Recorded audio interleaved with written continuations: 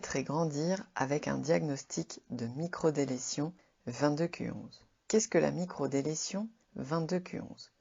Les syndromes liés à l'anomalie du chromosome 22 sont la plupart du temps d'apparition nouvelle dans la famille. Cependant, dans 20% des cas, l'un des parents est lui-même concerné. C'est une maladie rare puisqu'environ une naissance sur 5000 est touchée. On parle de syndrome car le patient présente une séquence de Pierre Robin associée à d'autres troubles. Les conséquences possibles sont particulièrement nombreuses et variées. Malformation cardiaque, 2/3 des cas, pour certaines très sévères. Malformation du palais, 75% des cas, comme les fentes. Malformation de la sphère ORL, troubles alimentaires, troubles immunitaires. En grandissant, le patient pourra présenter des troubles de la parole et du langage, des apprentissages et du comportement. Les enfants nés avec une microdélétion 22q11 présentent aussi, généralement, des traits du visage particuliers. Ils ont des traits communs qui les font parfois plus ressembler aux autres patients qu'à leurs frères et sœurs. C'est ce qu'on appelle un phénotype particulier. Quand faut-il se poser la question d'un tel diagnostic? Il s'agit d'un diagnostic médical et génétique. Pour certaines formes, la microdélétion 22q11 est vite repérée en raison d'une malformation cardiaque sévère, de la présence d'une fente palatine ou d'un déficit immunitaire. Cependant, le syndrome est encore trop souvent sous-diagnostiqué ou tardivement, à savoir 1/3 à la naissance, 1/3 avant 6 ans, 1/3 plus tard. Le diagnostic prénatal est possible lorsqu'il existe des antécédents familiaux. Pour les autres cas, lorsque les jeunes enfants présenteront un retard de développement, troubles alimentaires, retard à la marche, développement tardif et difficile de la parole et du langage, des apprentissages et des troubles comportementaux, le dépistage se fera au cours des suivis.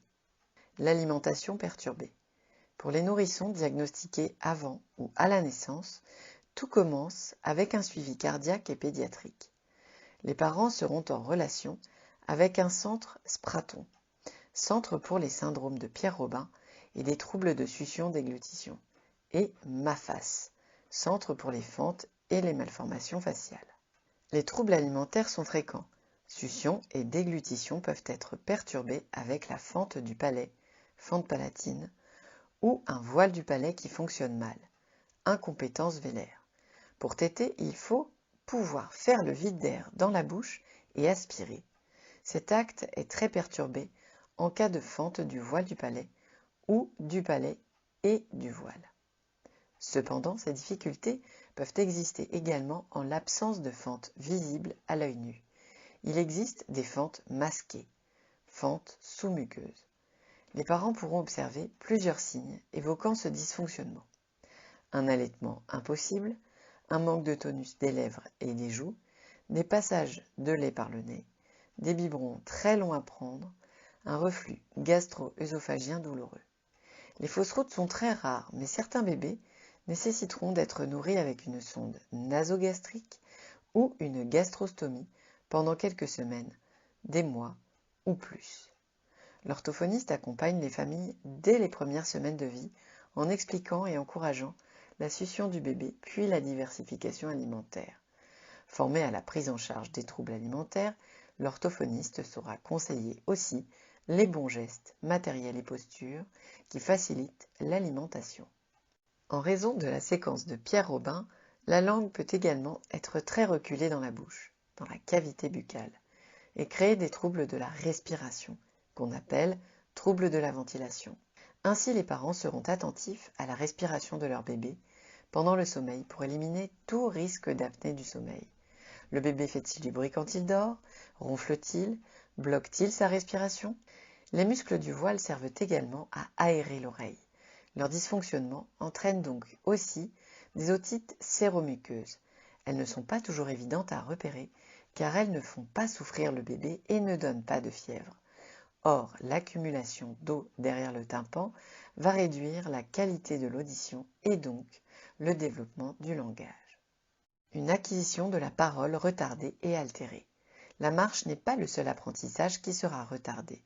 Le développement du langage sera décalé et la clarté de l'articulation, intelligibilité, des enfants pourra être très altérée ou compromise.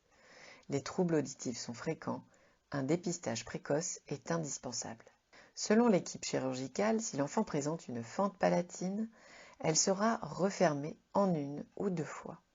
Dans certains cas, les enfants peuvent être opérés à nouveau si les difficultés articulatoires persistent malgré un suivi orthophonique. Même en l'absence de fente, les enfants nés avec une microdélétion 22q11 peuvent avoir une incapacité totale à prononcer des consonnes à part les sons me, ne et nye. Cette incapacité est liée au fonctionnement des muscles du voile du palais. C'est l'insuffisance vélopharyngée. La conséquence est une voix très nasonnée. L'enfant parle avec le nez. Les enfants qui présentent une insuffisance vélopharyngée sévère nécessiteront une chirurgie. Les muscles du voile du palais servent aussi dans l'audition. Un suivi ORL est indispensable pendant toute l'enfance et l'adolescence. À noter qu'une chirurgie des amygdales, l'amygdalectomie, n'est pas recommandée, sauf si elle est indiquée par un centre d'expertise. Il est donc capital de demander cet avis au centre. Ce diagnostic et les chirurgies nécessitant une solide expertise, comme pour le suivi Spraton, il est important de s'orienter au plus tôt vers un centre MAFAS, fente et malformation faciale. Les 2 types de centres travaillent ensemble dans l'intérêt des patients. Le développement de la parole et du langage sera décalé. Le babillage et les premiers mots seront plus tardifs. L'enfant aura des difficultés à se faire comprendre. Souvent, l'enfant a besoin d'un suivi orthophonique pour l'expression dès la première année de maternelle, voire plus tôt. Ainsi, 50% seront sans langage à 24 mois et 95% présenteront un retard de développement de la parole et du langage à 4 ans. L'enfant sera difficilement compréhensible, en dehors du cercle familial. Certains enfants présenteront un retard intellectuel. 80% des enfants qui présentent un syndrome de microdélétion 22q11 ont un déficit intellectuel léger à modéré. Ici, le rôle de l'orthophoniste est encore une fois essentiel et doit être le plus précoce possible. En grandissant, des troubles du comportement associés à ce désapprentissage. Dans presque tous les cas, on observe des difficultés d'apprentissage et un retard de développement. Le retard est repérable sur le versant expressif de la parole et du langage et sur le déficit de compréhension du langage oral. Chaque nouvel apprentissage est coûteux. Parole, lecture, écriture, mathématiques. Les difficultés logico-mathématiques sont généralement massives. Tous ces troubles relèvent de l'orthophonie. Ils peuvent être majorés par une hyperactivité et des troubles attentionnels. Les enfants sont accompagnés par des séances de psychomotricité et d'ergothérapie. Le devenir scolaire d'un enfant né avec une microdélétion 22q11 est variable. Un tiers ira en classe spécialisée et 2 tiers poursuivra un cursus classique, mais 100% d'entre eux auront eu besoin, plus ou moins longtemps, d'un AVS, auxiliaire de vie scolaire, aujourd'hui appelé AESH.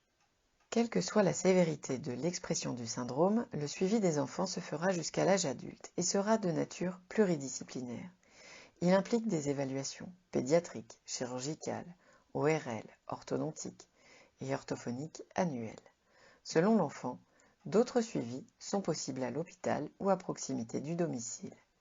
Enfin, il existe des aides matérielles pour rester auprès de son enfant si celui-ci le nécessite, mais aussi plus tard, en cas de troubles développementaux. Ces informations seront communiquées aux parents par les centres et ses équipes. Et à l'âge adulte, en grandissant, certains symptômes peuvent largement diminuer, notamment au niveau immunitaire. Une surveillance régulière du calcium, de la fonction thyroïdienne et de la numération des cellules sanguines est recommandée. D'autres symptômes peuvent apparaître et se majorer, notamment les troubles psychiatriques, fréquence de l'anxiété, dépression, schizophrénie.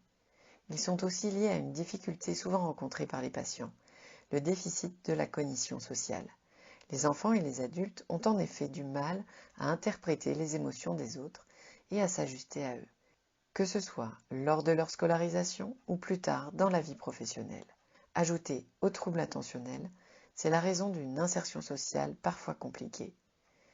Les parents soulignent aussi que les troubles du raisonnement et de la logique constituent aussi des freins à l'autonomie dans la gestion de la vie quotidienne.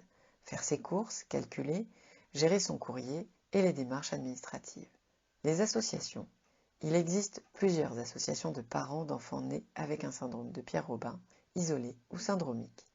Elles sont mentionnées sur les sites Spraton et MAFAS.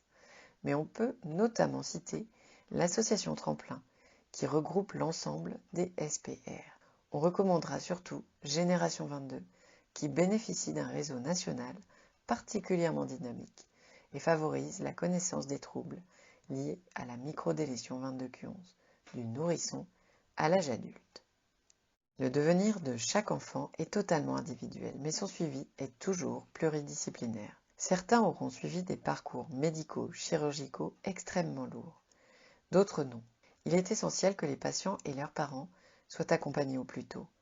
Certains enfants ne connaîtront aucun trouble cardiaque, respiratoire et alimentaire et ne nécessiteront pas de chirurgie. En revanche, tous auront besoin, tôt ou tard, d'un suivi orthophonique plus ou moins intense et long. La question de l'autonomie ne se posera pas pour tous, mais elle est très souvent au cœur des questions des parents de l'enfant devenu grand. L'orthophoniste joue aussi un rôle déterminant. Cette autonomie sera très liée aux soins dont auront bénéficié les patients, à leur parcours scolaire ou institutionnel, à leurs aptitudes cognitives, retards intellectuels plus ou moins présents.